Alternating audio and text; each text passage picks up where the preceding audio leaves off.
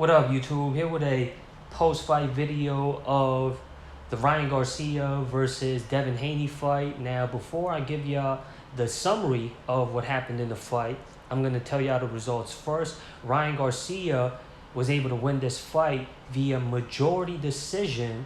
I personally had this fight scored 113 to 111 in favor of Ryan Garcia. Now, one of the judges had this fight scored a draw at 112 to 112, while the two other judges had this fight score 114 to 110 and 115 to 109, if I remember the official scorecards correctly. And the unofficial judge, Chris Mannix, that is a part of the Zone's broadcast team that does commentary with the Zone, had this fight scored a draw at 112 apiece for each fighters as well. And me personally speaking, I don't see how this fight could have been scored a draw when you count the knockdowns that occurred in this fight. Ryan Garcia was able to score not one, not two, but 3 knockdowns.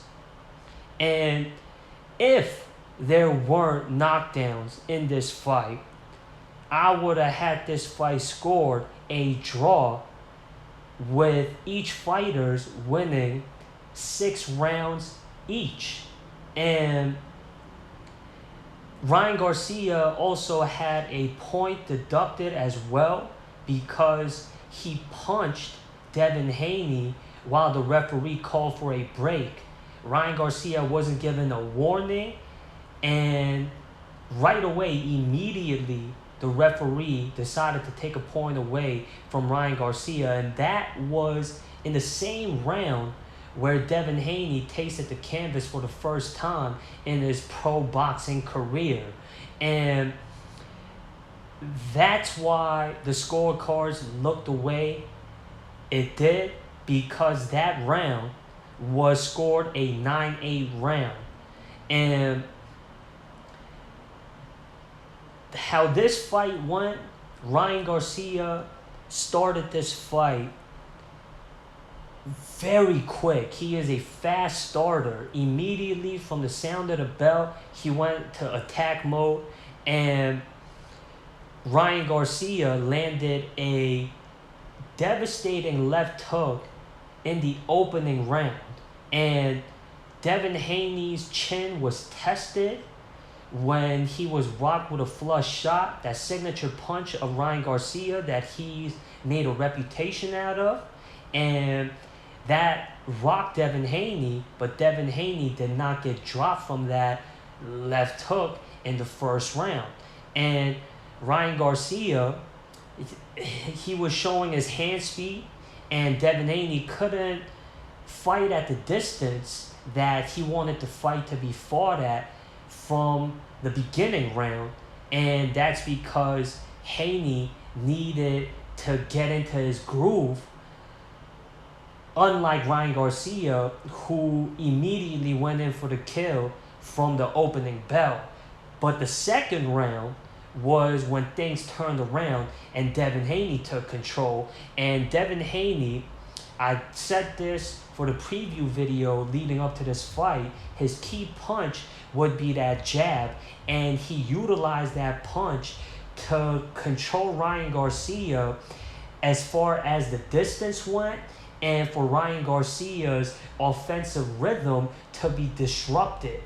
And Devin Haney was controlling the pace, and Ryan Garcia couldn't adjust with the pace that Devin Haney was putting out there. I had round 2, round 3, round 4, and round 5 in favor of Devin Haney, as well as round 6 as well. I had round 2, 3, 4, 5, 6 in favor of Devin Haney. It was the 7th round when Ryan Garcia landed that signature shot of his, that left hook that landed flush on Devin Haney, and that would floor Devin Haney to hit the canvas. And that was the first time Devin Haney has been dropped in his professional boxing career, leading up to this fight, I have not seen Devin Haney fight Ryan Garcia when they were both coming up together in the amateur ranks. But during the press conferences, Ryan Garcia in his camp was talking about how Devin Haney tasted the canvas for the first time in his amateur career versus Ryan Garcia. Now, I don't know how true that is, but that was the tease to build up for the lead of this fight. Remember, these two fighters have a shared history with coming up together. And Devin Haney was trying to survive the 7th round because the knockdown happened early in the round, and Ryan Garcia was looking for that opening opportunity for him to hurt Devin Haney and to take advantage and to have the momentum of the fight be shifted to his favor, and that's what happened from the 7th round and on. From the rest of the fight, Devin Haney looked like he did not recover from that first knockdown. And Ryan Garcia, he showed eagerness as he's shown in the past, and that goes to show how Ryan Garcia doesn't have to wait to get into his groove, and that's when his opponent's not hurt. But he's got a killer instincts where if he sees his opponent at a non-stable condition, he takes full advantage. He might have got overzealous there because Devin Haney was definitely rocked by that shot, but it could have also added to the factor that because Haney kept on hanging on to Ryan Garcia as to why he could have got frustrated and punched on the break when the referee called for it. And it could have been a 10-8 round. Instead, it was a 9-8 round because of that point deduction that was taken from Ryan Garcia for that foul that he made out of overzealous frustration during the 7th round. And if you see the prior rounds to the 7th round, Ryan Garcia couldn't find his way around the jab of Devin Haney and the flow of Devin Haney. And it got to a point where Ryan Garcia showed his mobility. And I said in my preview video leading up to this fight that Devin Haney is more mobile than Ryan Garcia. Ryan Garcia has the power and speed advantage, but when it comes to technicality, Devin Haney is the more skilled boxer, and that was a prime display of that during the beginning heading into the mid rounds. And it wasn't until Ryan Garcia found his way around Devin Haney's jab to land that left hook that dropped Devin Haney, that shifted the momentum for the rest of the fight heading towards the latter end. And Devin Haney, he had Ryan Garcia to a point where he couldn't figure out the game plan of Haney, where Garcia wasn't active enough and he was just moving around the ring, showing that he has defense. He didn't try to utilize the shoulder roll as much, which is a defense mechanism that Ryan Garcia had adapted, that he displayed in his previous fight before this fight versus Oscar Duarte's, but he couldn't show off that move as much because he is a little too green when it comes to that shoulder roll Philly shell style of defense. Hence why he didn't attempt to try that move as much as he did versus Oscar Duarte versus somebody as sound as Devin Haney. And in the 8th round, Devin Haney looked like he regained his composure, but not fully. He still looked damaged by that first knockdown. And he didn't look like he had proper balance. And as far as Ryan Garcia goes, he showed that he could be calm after he found his opponent to be wounded. He didn't get at him as relentlessly as he would have had when he was less experienced. And when Ryan Garcia started the next round after he had scored a knockdown in the 7th round, he showed that he can be composed and places his punches well, accurately. And speaking of accuracy, other than that left hook, that straight right was working like a charm for Ryan Garcia during the successful rounds that Ryan Garcia was bagging up. And that was, I would say, not the most devastating punch that Ryan Garcia's signature punch, being that left hook, was working like. But that straight right was, I would say, the secondary punch, but the more technically sound punch for Ryan Garcia than that power shot of his, being that left hook. And then in the 9th round, Devin Haney recovered better than he looked in the 8th round, because I scored the 9th round for Devin Haney, and Ryan Garcia wasn't applying enough pressure during the 9th round. He stepped off the gas pedal during the 9th round. I don't know if he was trying to reserve his energy for the remainder of the fight, but he wasn't coming at Devin Haney with the right aggression. And Ryan Garcia isn't a volume puncher. His work rate isn't that high. He likes to catch his opponent with his signature power shots and take advantage of when his opponents leave him room to take advantage of. And once he staggers his opponents with his power, that's when he displays his skills that have gotten him to have the reputation that he has, and that being his hand speed and his power and his ability to finish. And after Haney had won the 9th round, the 10th round, things would turn around again for Ryan Garcia in his favor, because he would score yet another knockdown on Devin Haney. He would press Devin Haney back towards the ropes, and he was coming at him with flurries of shots, and then he caught Devin Haney with yet another left hook that would floor Devin Haney for a second time in his pro career and during the course of this fight. And then in the 11th round, yet again, Garcia would drop Haney for the 3rd time in this fight with a left hook.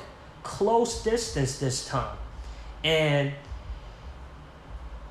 I didn't check out the stats when it came to the tail of the tape.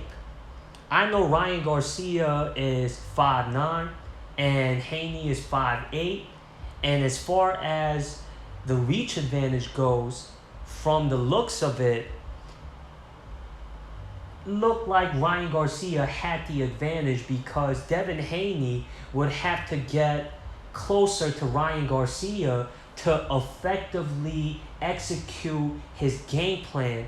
And that's what made it somewhat easy for Ryan Garcia to catch Devin Haney coming in, to have the distance be fought at the distance where Devin Haney wanted the fight to be competed at. And when Haney would get too close and too comfortable while trying to close that gap to efficiently work, that's when Garcia would take advantage, and his hand-eye coordination is top notch as well, because Garcia, when he would find rooms of opportunity in between Devin Haney's offense and Devin Haney executing his game plan, that's when Ryan Garcia would look to fill in his shots to land on Devin Haney. And for Haney, because of that distance factor, is why it could have been stylistically difficult for Devin Haney to fight the fight that he wanted to fight, as we saw last night. And then in the 12th and final round, we saw Garcia take it easy because he didn't really press the action during the final round, and he was more maneuvering throughout the ring, and Haney looked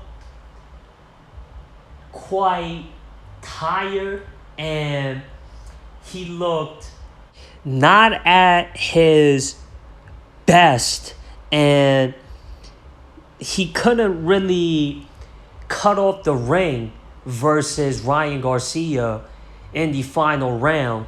And Ryan Garcia, how he was fighting in the final round was as if he had already won this fight, because he was confident, especially with the 3 knockdowns that he had successfully scored.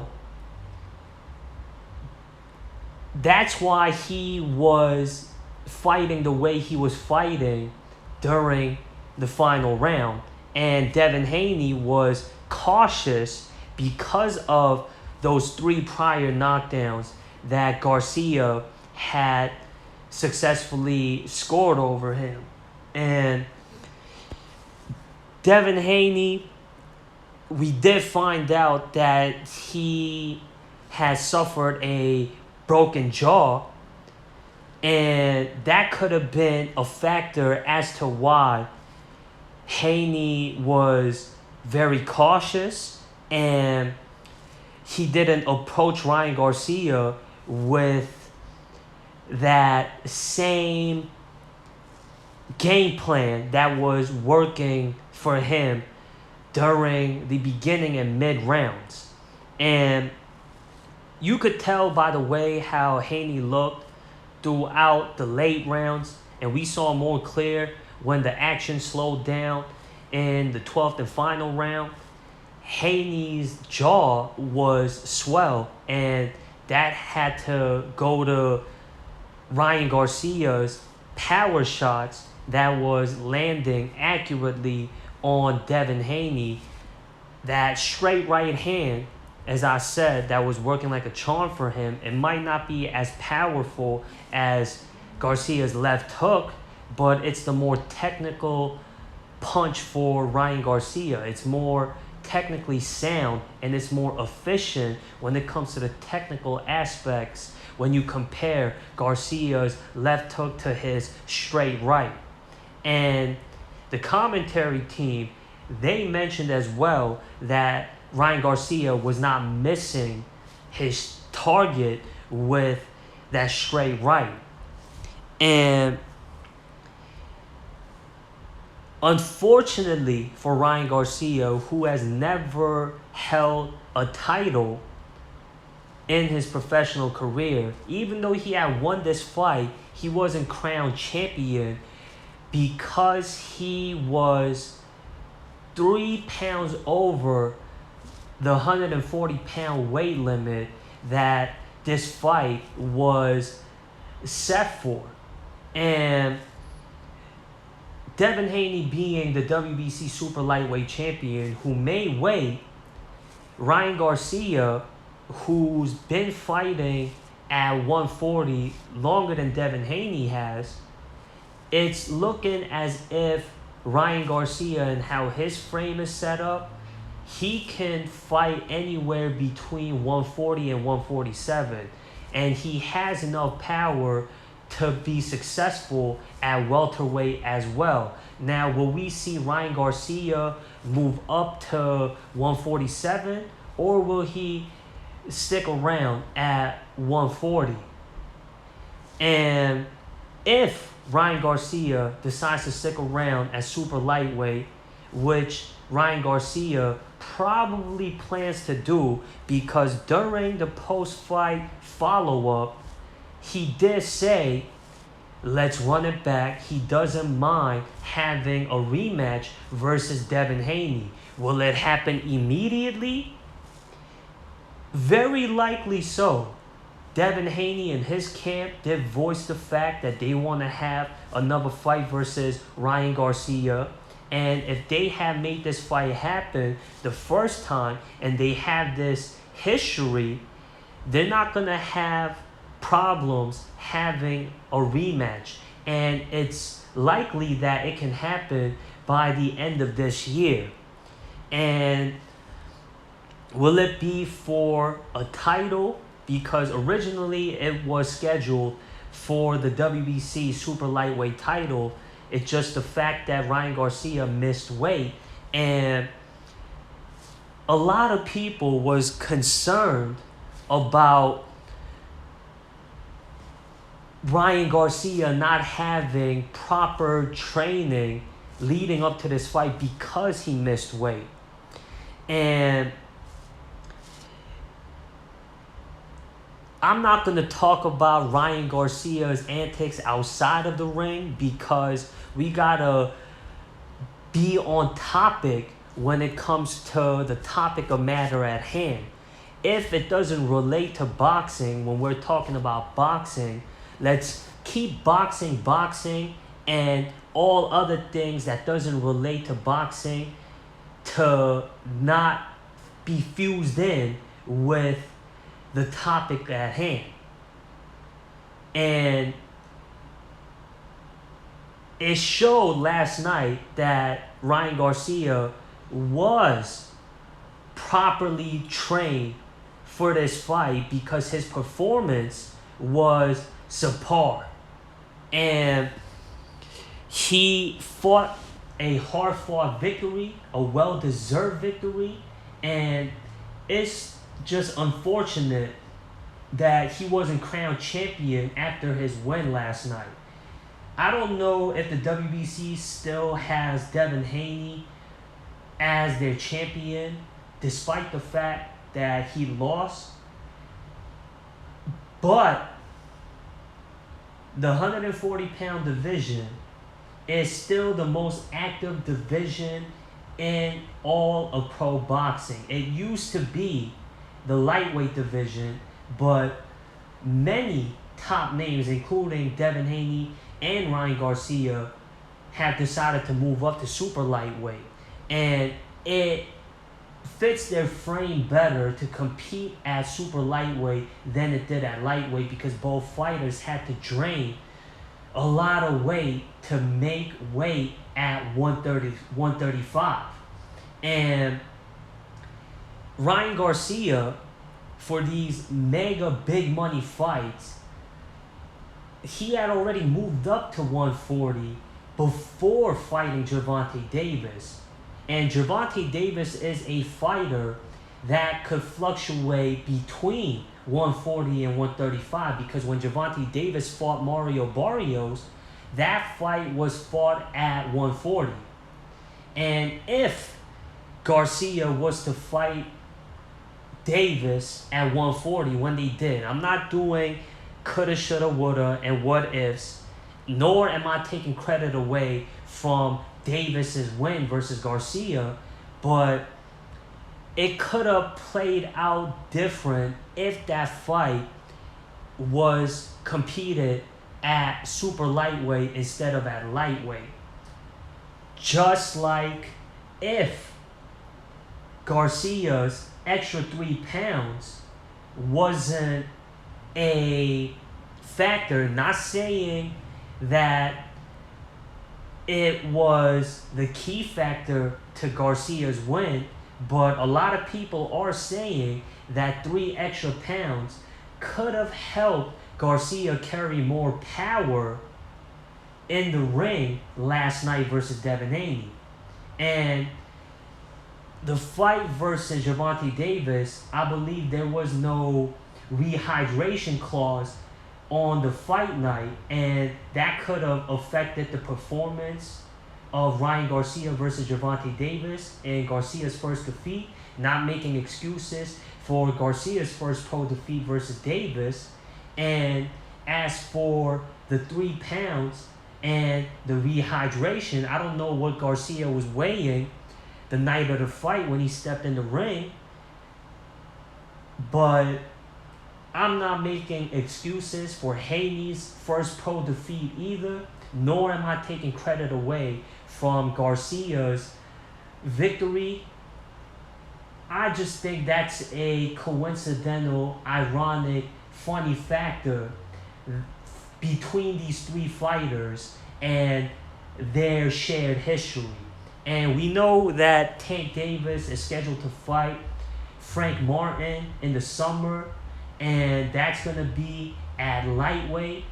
Gervonta Davis hasn't been champion since he stepped up from super featherweight, despite the fact that he's undefeated, and he arguably, I will say, not arguably, I can confidently say Gervonta Davis is a bigger draw than both Haney and Garcia.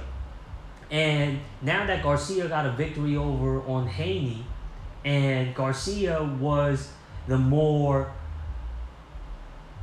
bigger draw than Haney was when it comes to having fan support, and him already selling over 1 million buys when it comes to pay-per-view sales.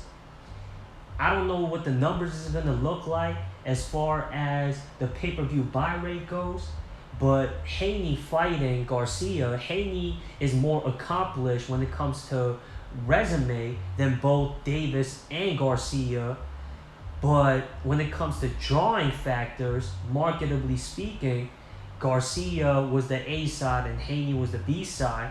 And now Garcia's stock market, his stock price in the market went up, and so did Haney, because he fought a more of a attraction name than all the other fighters that he's fought in the past. And Vasily Lomachenko has gained himself a reputable reputation from the accomplishments that he's accomplished in the past, but his stock market went down a bit because of the losses that he suffered versus Lopez and Haney. And Lomachenko, being a non-American fighter, wasn't able to sell as much, at least in the Western Hemisphere, that is, as far as having notoriety. And that's why, as far as market-wise, promotionally speaking, Garcia is the biggest name that Haney has fought thus far in his pro career. And you look at majority of legends in boxing, majority of these icons that are considered to be great have multiple defeats in their career. And Haney has fought the best competition that has been available for him to fight. That's why this defeat doesn't hurt Haney's legacy at all. And with the attribute that Haney possesses and the skills that he has to back up the reputation that he has cemented for himself, makes him a key name in today's scene in boxing. And a figure like that is what makes boxing so great.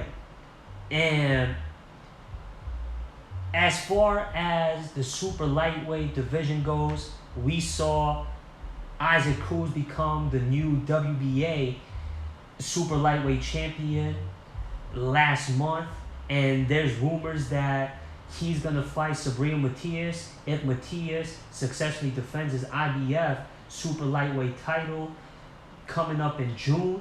And that title unification bout calls for a stylistical, fan-friendly fight that we can see if that fight is made between Cruz and Matias. And Garcia and Haney, because of how exciting this fight was last night, and because the drawing ability that both fighters have, if they were to immediately rematch, it would be not only a money grab for the sport and all the parties that are involved for making this fight happen, if they are to make an immediate rematch to happen, the fans, including myself, wouldn't mind seeing an immediate rematch with Garcia and Haney.